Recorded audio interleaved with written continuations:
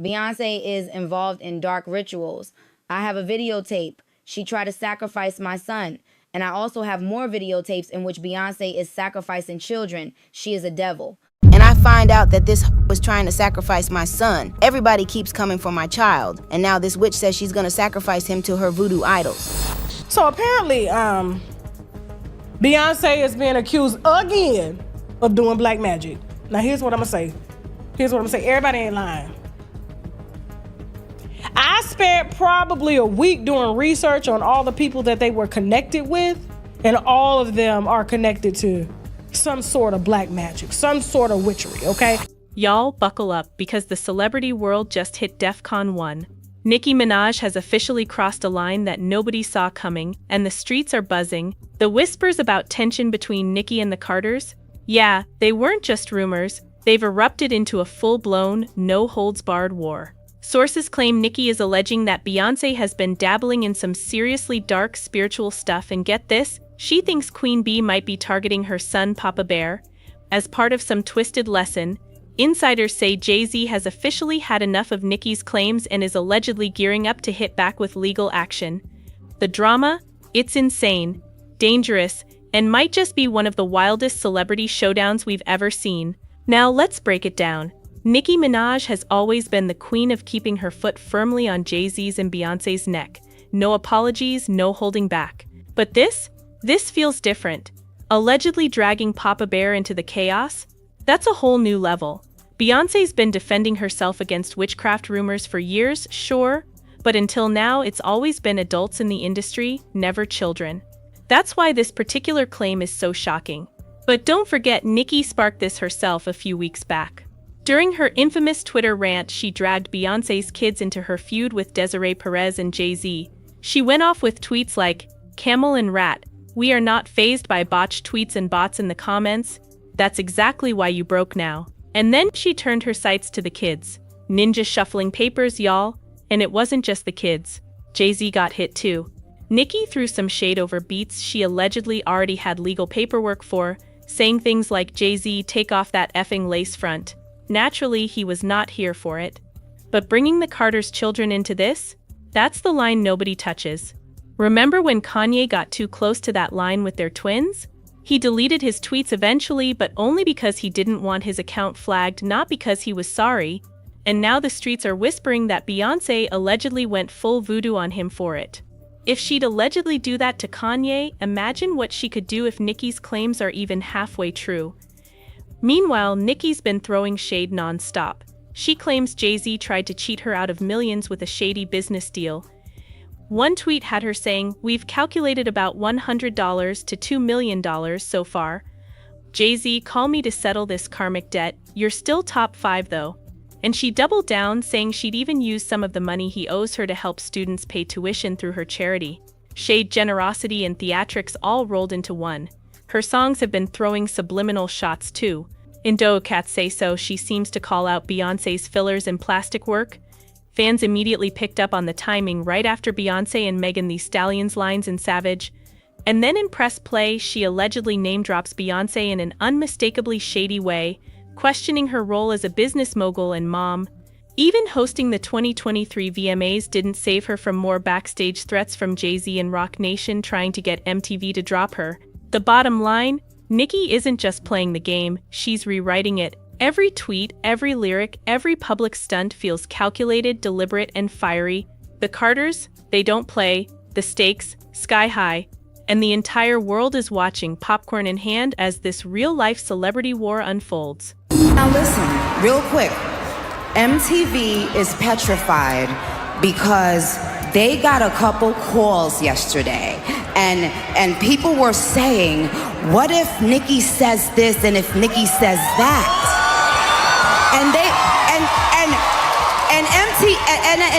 And I said, it's okay, MTV, I can control myself. And if you thought Nicki was only throwing shade at Beyoncé, think again. Jay-Z has been catching indirect shots too.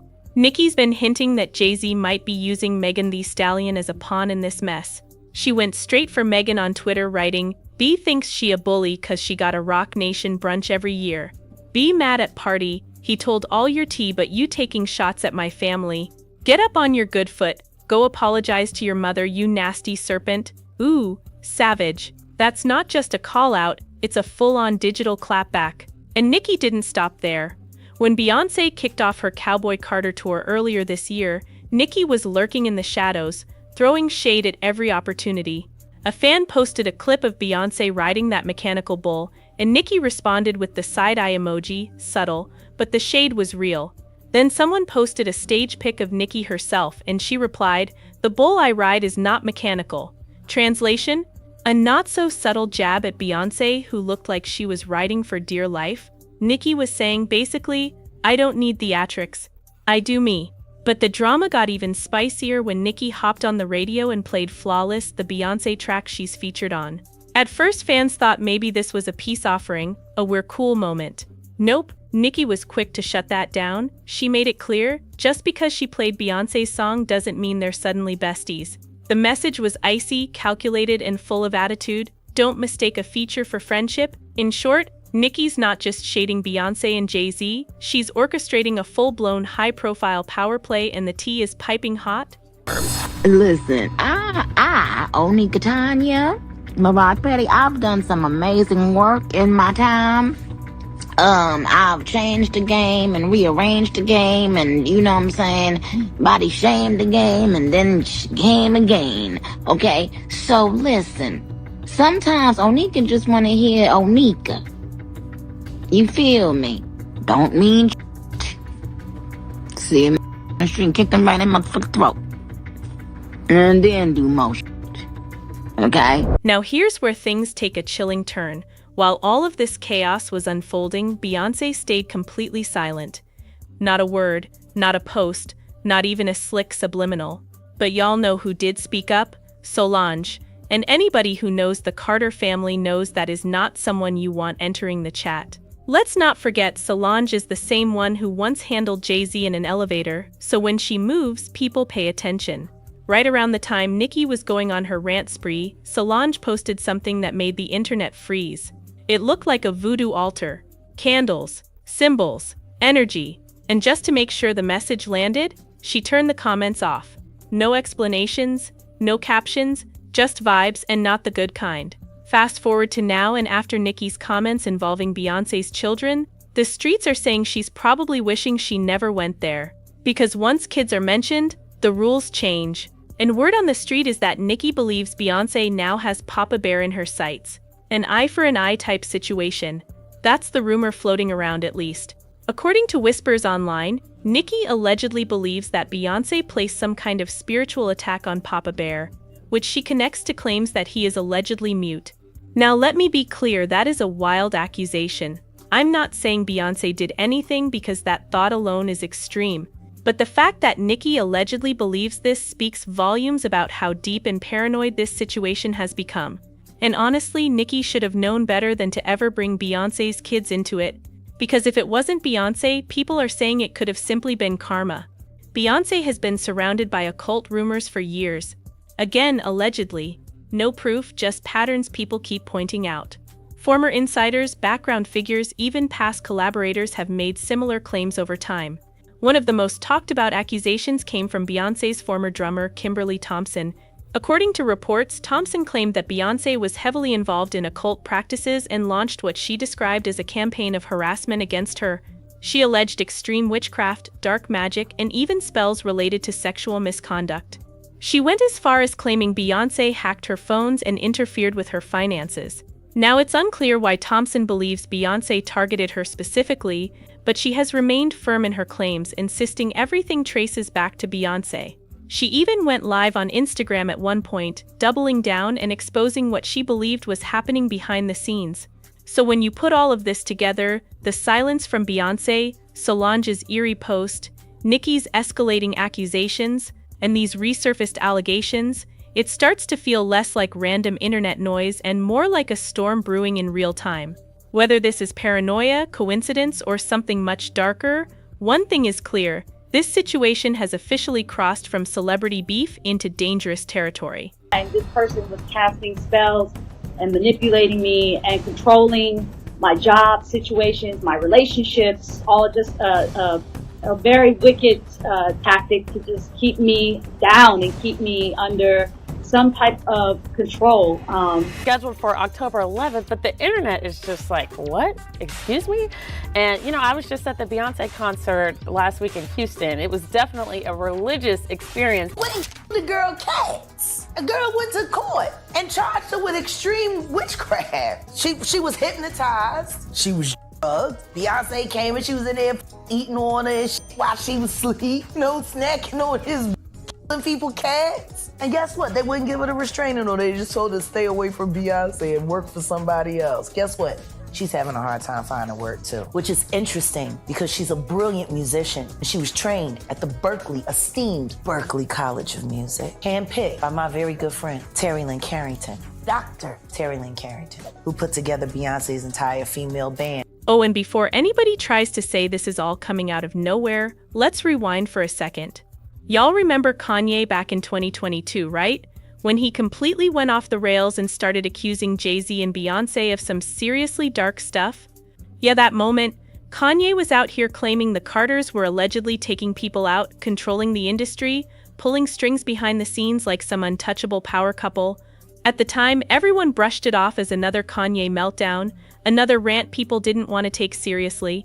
But now, with Nicki spiraling, Solange posting eerie visuals, old accusations resurfacing, and the same names being dragged back into the same types of allegations, people are starting to connect dots they once ignored.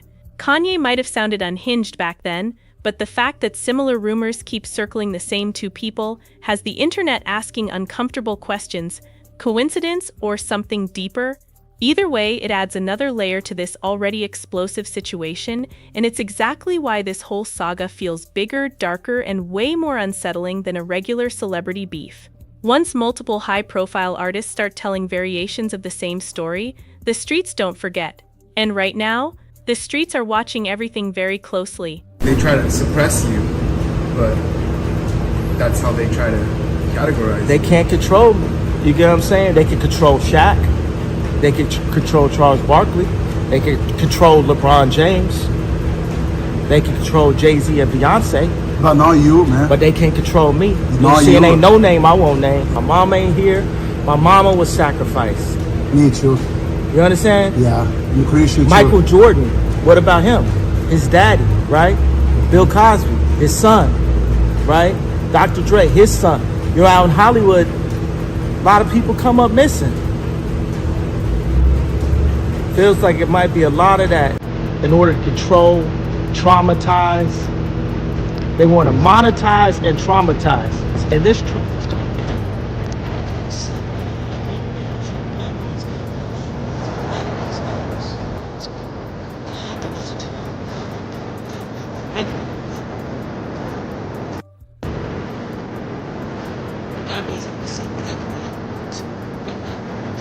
And it doesn't stop there because another name keeps getting pulled back into this conversation, and that's Jaguar Wright.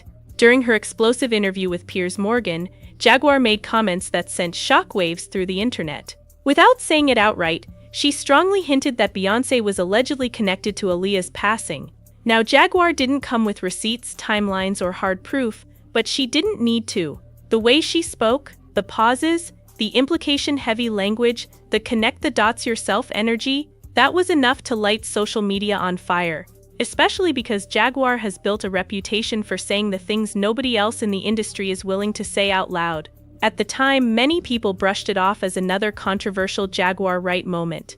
But now, stacked on top of Kanye's 2022 accusations, Nicki's escalating paranoia, Solange's eerie posts, and resurfaced claims from former insiders, people are starting to side-eye the pattern. Same names, same rumors, same dark undertones.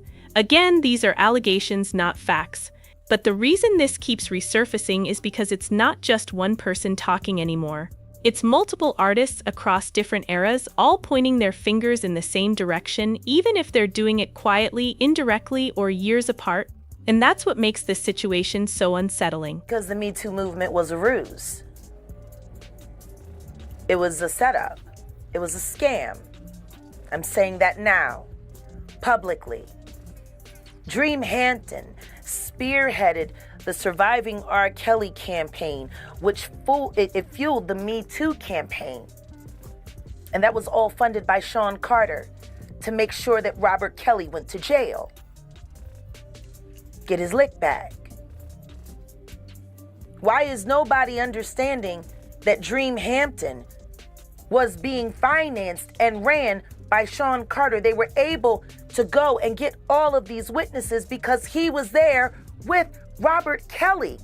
How does Jay-Z sit down with Gayle King and she not ask him one question about the intersection between him and Aaliyah and Robert Kelly? This is insane that people keep refusing to see what's right there. If the Me Too movement were real, why aren't they speaking now? They've also been very quiet in this time of the diddler's downfall. Jaguar, Guess they're on vacation. If this goes to court, Jaguar, do you think the world is going to be shocked by what comes out? Oh, absolutely. I just don't know why they are. It's been happening in front of everyone's faces for decades.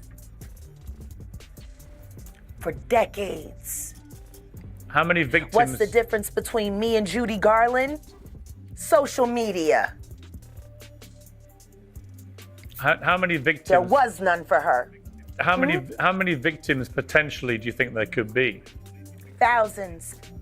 Thousands. I've talked to hundreds that I deal with still myself. I have 3 victims right now who are willing to give testimony about not only what Mr. Carter has done to them, but his wife as well. They're a nasty little couple. They do nasty things. What do you think happened with Kim? Keeping people against their will. Putting people on planes while they're unconscious, just like Aaliyah got on that plane. Unconscious. There's a lot of things that people don't want to talk about. Buckle up because Nicki Minaj is not playing. She's keeping her foot on Jay-Z and Roc Nation's neck, and the drama is real. Recently, she went after one of Jay-Z's key affiliates, Steve Stoute, and trust me, this is messy. But before we dive into that, we need to rewind a bit and talk about Nicki exposing the shady payoff she was offered to stay quiet about her disastrous business deal with Jay-Z and Tidal. Flashback to 2015. Jay-Z launches Tidal, hyped as the streaming service that would finally take on giants like Apple Music and Spotify. He pulls together 16 superstar artists to be co-owners. Think Beyonce, Rihanna, Madonna, Kanye, and of course Nicki Minaj. Drake was supposed to join the party too, but he dipped for a deal with Apple instead, which of course ruffled Jay-Z's feathers. Now, these 16 artists were promised ownership and a cut of the profits. But spoiler alert, most of them didn't see a dime. Kanye West even pulled out of the deal and claimed Jade owed him $3 million. And Nicki, she's coming forward now, spilling that she literally got nothing. Meanwhile, she was giving Tidal exclusive rights to her music and videos, basically fueling the platform with her hard work and star power. And for what? Crickets. She snapped. I didn't even get one red penny when nobody promoted it harder than me outside of Beyonce, of course. LOL, child. After Tidal flopped, Jay-Z ended up selling a majority stake to Jack Dorsey, cashing in $297 million. Big win for Jay and some co-owners, total L for Nicki. But it doesn't stop there. Once Nicki called Tidal out for scamming her, Steve Stoute jumped to Jay-Z's defense on the Pivot podcast. And let me tell you, Steve Stoute is one of Jay's go-to mouthpieces. Whenever Jay's in trouble, Stoute and Elliott Wilson are right there, spinning the narrative. They even go after Jay's opponents when needed. Remember Dame Dash hinting that Jay was sending guys like Stoute to come at him? Yeah, it's all connected. Nicki isn't just speaking up, she's exposing the whole operation, and the receipts are hot. This isn't just music industry drama, it's a power play, a betrayal, and the kind of gossip that makes the internet explode. I don't know why everybody wants to send certain people. There's certain people that always are defending certain people and talking about me. And I know that they're sent to do it. And Steve Stoute's one of those pause, burger face, stupid, will do anything anybody tells him for $1, hate his culture. And I just want to know who sent you, but you're making it obvious. And why you won't leave me the fuck alone. You know what I mean? He recently sat down on the Pivot podcast, and of course he came out swinging, but mostly in Jay-Z's corner. First, he tried to defend Jay after all the chaos from that infamous Super Bowl halftime show because, nothing is ever just about music with Jay, it's always a whole spectacle. Then the conversation got spicy. Steve didn't shy away from addressing Nicki Minaj's claims that she never got paid by Tidal. And you better believe he had a response. One that sounded more like damage control than an apology. It was basically him saying Jay's fine, Tidal's fine, and Nicki, well, maybe it's just business. But Nicki's fans, not having it, they saw this as classic Roc Nation gatekeeping, a move to protect Jay while trying to quiet the queen herself. The whole thing is dripping with drama. Nicki calling out a scam, Steve stepping up as Jay's shield, and the internet watching the whole saga unfold like a reality TV showdown. And honestly, it's just heating up because if Nicki wanted, she could drag this story even further, and let's be real, she probably will. I really don't like when people who open up doors as black people get shit on publicly like that. I just don't like it. I think in that case, what Nicki did was wrong. To bring up Tidal, his streaming company, that he gave you equity in, that you didn't sign the fucking paperwork, and that's the reason why you left millions of dollars on the table. That man didn't do nothing to you. All right, the tea just got hotter. Nicki Minaj didn't hold back. She went straight to Twitter to respond to Steve Stoute and everyone defending Jay-Z, and let me tell you, she did not come to play. She revealed the full story. After Tidal was sold, she got a call letting her know the co-owners made no money, and all she could be offered was, wait for it, $1 million. But here's the kicker. The offer came with a 24-hour deadline. According to Nicki, Desiree from Roc Nation told her through her lawyer that if she didn't sign in a day, the $1 million check was off the table. Her reaction? Legendary. She didn't hold back, referencing Jay-Z directly, "While I count a mill, jiggle what jiggle who?" And to her fans, the Barbs, she added, "Thank you for supporting something I was a part of. I love you, but I was scammed and offered $1 million to be silenced. I declined. The grace of God is sufficient. I didn't need their hush money. #gag. So let's break this down. Nicki had around 3% equity in Tidal. She signed a contract expecting her fair cut, but instead they lowballed her with $1 million offer, basically trying to shut her up. Naturally, she said no. And she didn't stop there. She hinted at her documentary, which she believes may have been blocked by Roc Nation because she was planning to spill tea about her relationship with Meek Mill, who was connected to Roc at the time. Then things got even spicier. She pointed out how the conversation in the media is always redirected toward her, while others like Diddy escape scrutiny. She tweeted about how blogs were worried about the tea of a 15-year-old child who was railroaded, a nod to her husband, Kenneth Petty. Yet no one wants to talk about decades of alleged misconduct from 30-year-olds in power circles. Nicki didn't hold back, calling out some people with her trademark nicknames: Dear Short and Stout D, obviously Steve Stoute, Laffy Taffy Alien, possibly Jay-Z since she referenced his signature laugh. She even threw shade at Roc Nation events like the infamous brunches and Diddy's 1,000 bottles of baby oil, sarcastically highlighting how the focus is always deflected onto her instead of the bigger players. Bottom line, Nicki is making it clear she was scammed, offered hush money, and refused to be silenced. And with all the nicknames, cryptic references, and calls to accountability, she's making sure no one can sweep this under the rug.